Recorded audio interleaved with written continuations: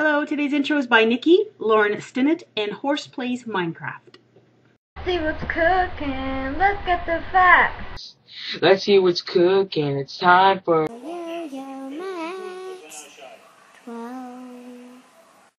Hello everyone, today we're making Cupcake Bites. I found it in this book, Cake Pops by Bakerella. There's some great ideas for cake pops in this book. And you're going to basically use the same procedure as you normally would for cake pops. And that means to crumble up some cake into a large bowl. And then you have to add a binding agent. And usually that's frosting. I'm using this fudge frosting commercially made out of a can. However, you can use your own homemade frosting as well. Or you could use something like Nutella. You need to add enough frosting to make sure that the crumbs stick well together. And for a large 9 by 13 inch cake, you're going to use about 1.5 cups of frosting approximately. I use a little less because this wasn't a full-size cake. Then you're going to stir in the frosting until all the crumbs are coated. And so when you squeeze the crumbs together, they stick together. That's how you know you've used enough. Then take small portions of the crumbs and then just squeeze them and form them into a ball shape. Then you're going to place these in the refrigerator and make sure that they're thoroughly chilled, probably a couple of hours, or you could put it in the freezer for about 20-30 minutes just to make sure that they're completely cold. Now for the next part of this recipe, you will need a chocolate mold, just like this. I bought this mold at the Bulk Barn, which is a local bulk food store in Ontario and other provinces in Canada. However, they can be found at places like Michael's, craft stores, or maybe even Walmart. You can even purchase them online. These are candy melting wafers or candy melts. They can be purchased at the same places.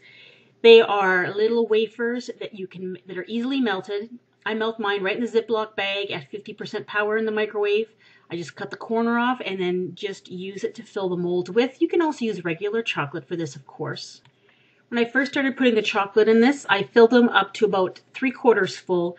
And when I put the little cake balls in, they pushed some of the chocolate out, so it started coming out around the cake ball, as you can see, which is kind of messy looking. So for the next few, what I did was I only filled it up to halfway full. And then when the cake ball went in, it didn't make it squish out. So you kind of live and learn as you go with these things, because this was the first time I made these. Also, the cake balls need to be a little bit bigger than the hole in the mold. That way they kind of sit on the top with only the bottom part of the ball touching the chocolate. And that's perfect. So halfway full or just under half, and it's the perfect amount.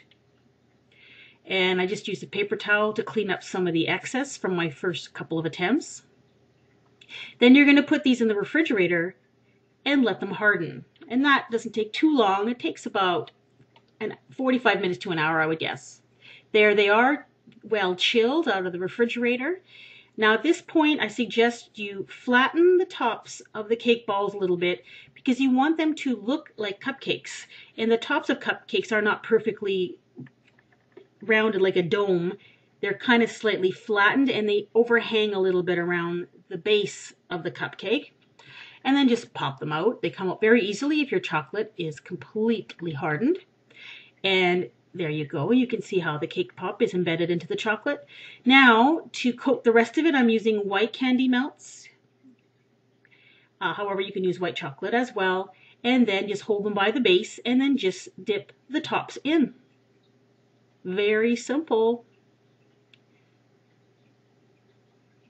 And before it hardens, you can add some sprinkles like I'm doing here. And even maybe a little candy on top. Candy melts come in all sorts of different colors and flavors. If you can only find the white ones, you can dye them different colors by using oil-based candy colors or paste food coloring. So I'm dipping this pink one. And I'm going to also throw some sprinkles on that one. And then just let them sit and they will harden. It won't take long because the cake balls are chilled. And there's the completed Cupcake Bites. They're really cute. And they're actually quite tasty as well. There's the inside of one. You can see the chocolate on the bottom and the coating on the top.